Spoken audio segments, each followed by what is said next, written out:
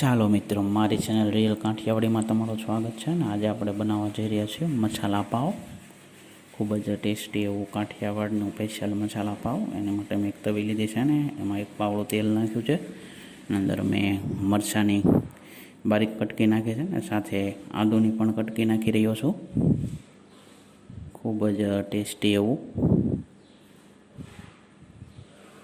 હવે તેમાં થોડુંક લસણ કાપેલું છે તે પણ આપણે એડ કરીશું.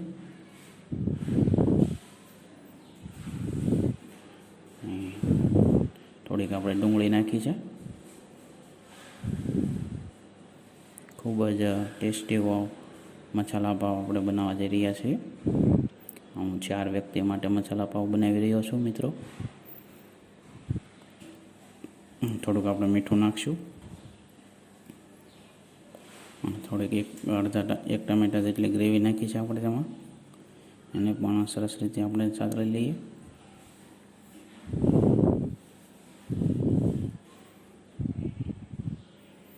એકદમ ઇઝી બની જતો આ મસાલા પાવ. ખૂબ જ ખાવાની મજા આવે છે. મેં બટેટા અને વટોણા બાફીને ક્રશ કરી લીધા છે અને થોડીક હિંગ નાખી રહ્યો છું. હિંગથી ખૂબ જ સારો ટેસ્ટ આવશે.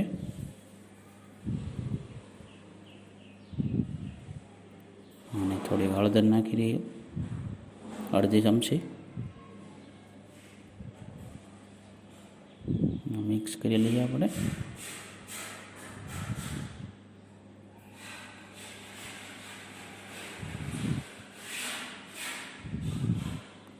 આ રીતે આપણે તેને વારંવાર હલાવતા રહીશું.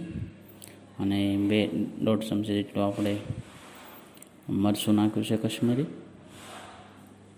જે જમતું આપણે એક ઘૂંટડો પાણી નાખશું, આશરે 15 મિલી જેટલું.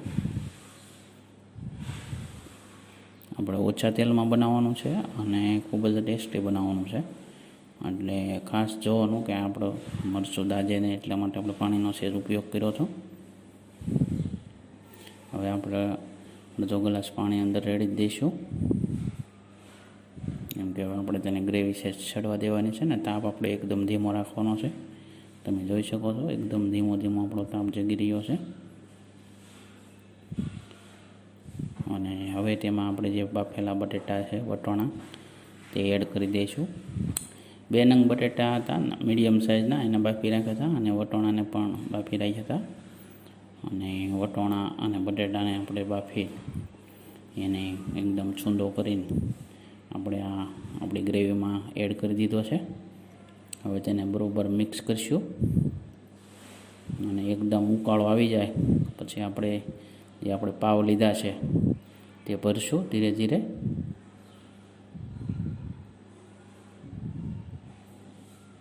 સરસ રીતે આપણા જે ગ્રેવી છે એકદમ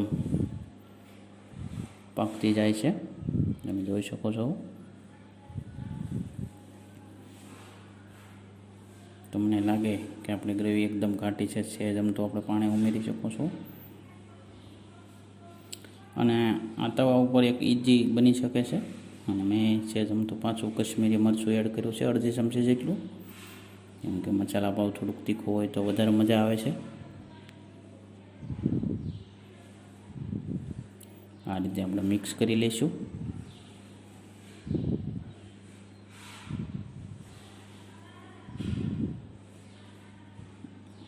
આ રીતે આપણે હલાવતા રહેવાનું છે ને. એકદમ આપણું મસાલા પાવ પાકી ગયું છે એટલે આપણે પાવને વચ્ચે કાપો ઉમેરી અને એકદમ ગ્રેવીમાં ડુબાડી મસાલો ભરી દઈશું. હવે બીજું પાવ લઈશું. તેની અંદર આપણે જે મસાલો બનાવ્યો છે મસાલા પાવનો તે ભરી દઈએ આ રીતે.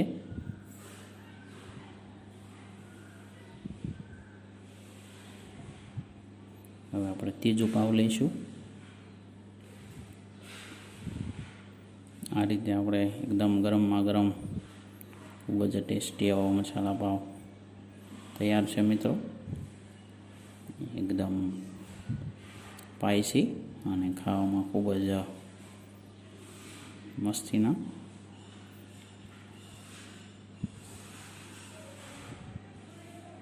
તમે જોઈ શકો છો આપણો મસાલા પાવ એકદમ રેડી થઈ ચૂક્યું છે અને આપણે તેને બરાબર મસાલો દબીને ભરી દઈશું અંદર. અને ખાવાની ખૂબ જ એવી ટેસ્ટી આ કાઠિયાવાડી મસાલા પાવ એકદમ આસાન છે મિત્રો. તમે તમારા ઘરે પણ બનાવી શકો છો. જોઈ શકો છો મારી ડીશ એકદમ તૈયાર છે અને હવે હું આ મસાલા પાવની મજા માણીશ. નેક્સ્ટ વિડીયોમાં ફરી મળશું. અને તમને મારો વિડીયો પસંદ આવે તો લાઈક કરો, શેર કરો અને કોમેન્ટ કરો. અને એકવાર તમે પણ બનાવો મિત્રો, ખાવાની ખૂબ જ મજા આવે છે.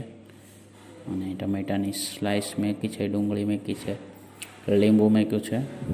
ખૂબ જ એવું મસાલાથી ભરપૂર આપણો મસાલા પાવ એકદમ રેડી છે.